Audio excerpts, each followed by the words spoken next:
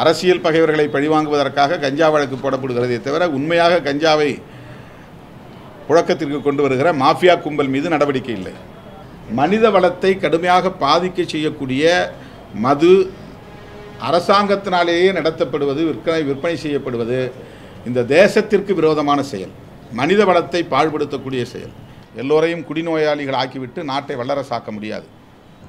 இன்றைய 75வது ஆண்டு பவள விழாவை காணவிருக்கிற திராவிட முன்னேற்றக் கழகத்தின் தலைமை பொறுப்பில் இருக்கிற தமிழ்நாடு முதல்வர் மாண்புமிகு அண்ணன் தளபதி ஸ்டாலின் அவர்களும் இந்திய ஒன்றிய அரசுக்கு இந்த வேண்டுகோளை வலியுறுத்த வேண்டும் என்று விடுதலை சிறுத்தைகள் கட்சியின் சார்பில் இன்றைக்கு கோரிக்கை மனு ஒன்றை வழங்கியிருக்கிறோம். இதுதான் நேரடியாக வைக்கிறோம். இதான் இப்போ உங்கள் மூலமாக சொல்கிறது நேரடியான கோரிக்கை தானே, இது ஒன்றும் மறைமுகமான கோரிக்கை இல்லை. இந்த ஒரு மீட்டிங் இருக்கும்போது 500 கடைகள் மூடப்பட்டது, அதுக்கு பிறகு எந்த கடைகளுமே மூடனதா இல்லை, படிப்படியாக குறைக்கணும்னு சொன்னாங்க, எந்த நடவடிக்கையுமே அவங்க எடுக்கலை. அதான் உங்கள் கருத்தில் தான் நாங்களும் இருக்கிறோம். படிப்படியாக மூடணும்னு சொன்னாங்க, மூடலை. நடவடிக்கை எடுக்கிற நாங்கள் எடுக்கலை. அதெல்லாம் மூடணும், நடவடிக்கை எடுக்கணும், அதை நடைமுறைப்படுத்தணும் அப்படிங்கிறதுக்காக தான் ஒரு ஓப்பன் டிக்ளரேஷன், ஒரு திறந்தவெளி அறிவிப்பை நாங்கள் செய்கிறோம், ஒரு பகிரங்கமான அறிவிப்பை செய்கிறோம். மதுவிலக்கு தமிழ்நாட்டில் நடைமுறைக்கு வர வேண்டும் என்பதில் எங்களுக்கு எந்த மாற்று கருத்தும் இல்லை. நிர்வாக சிக்கலை கருத்தில் கொண்டு படிப்படியாக அதனை எவ்வாறு நடைமுறைப்படுத்த முடியுமோ அவ்வாறு நடைமுறைப்படுத்துவோம் என்றும் மாண்புமிகு முதல்வர் அவர்கள் கூறியிருக்கிறார். தயங்குகிற எல்லோருக்குமே அதிமுகவும் சொல்கிறாங்க, ஆனால் நடைமுறைப்படுத்தலை. இப்போ வேணால் அவங்க எங்களோட சேரட்டும், இந்த மாநாட்டுக்கு வரணும்னு விரும்புகிறவங்களாம் வரட்டும். அதிமுக கூட வந்து பங்கேற்கலாம், அதிமுக கூட வரலாம், எந்த கட்சியும் வரலாம், எல்லா கட்சியும் வரலாம். மது ஒழிப்பில் உடன்பாடு உள்ள அனைவரும் ஒரே மேடையில் நிற்க வேண்டிய தேவை இருக்கிறது. எல்லாரும் சேர்ந்து குரல் கொடுப்போம், எல்லோரும் சேர்ந்து பேசுவோம், இந்திய ஒன்றிய அரசுக்கு ஒரு அழுத்தம் கொடுப்போம். இந்திய ஒன்றிய அரசு எனக்கு இதில் எந்த பொறுப்பும் இல்லைங்கிற மாதிரி கண்டும் காணாமல் இருக்கிறது. மரக்காணம் அருகே மீனவர் மற்றும் தலித் மக்கள் வசிக்கும் குடியிருப்பு பகுதிகளில் கள்ளச்சாராயம் அருந்தி 14 பேர் உயிரிழந்தார்கள். அது தமிழ்நாட்டையே உலுக்கியது. அதன் பின்னர் கள்ளக்குறிச்சியில்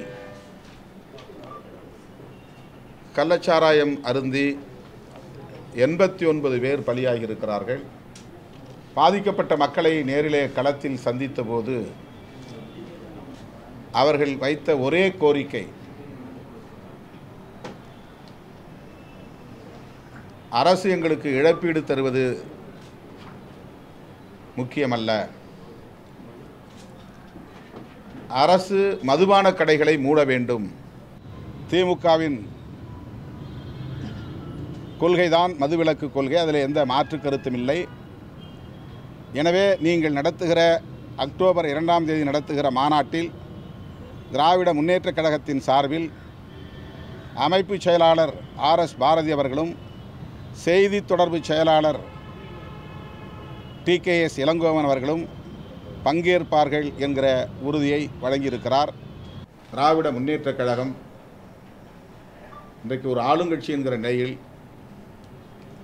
விடுதலை சிறுத்தைகள் அங்கவகிக்கும் திமுக கூட்டணியின் தலைமை வகிக்கும் கட்சி என்கிற நிலையில் தோழமையோடு விடுக்கிற வேண்டுகோள், 2016 தேர்தல் அறிக்கையிலே வலியுறுத்திய அந்த நிலைப்பாட்டை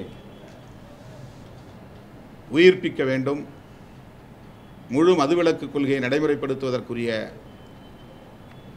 செயல் திட்டத்தை வரையறுக்க வேண்டும் என்று வலியுறுத்துகிறோம்.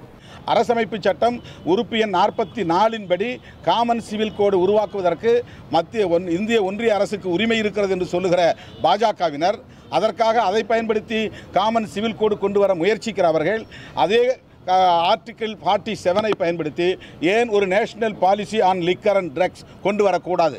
இதுதான் எங்கள் கேள்வி. அதுக்கு ஏன் தனிப்பட்ட ஒரு சட்டத்தை இயற்றக்கூடாது? இதுதான் எங்கள் கேள்வி. இந்திய ஒன்றிய அரசுக்கும் இதில் பொறுப்பு இருக்கிறது என்று அன்றைக்கு பேரறிஞர் அண்ணா சுட்டிக்காட்டியதைத்தான் இன்றைக்கு விடுதலை சிறுத்தைகள் சுட்டிக்காட்டுகிறோம்.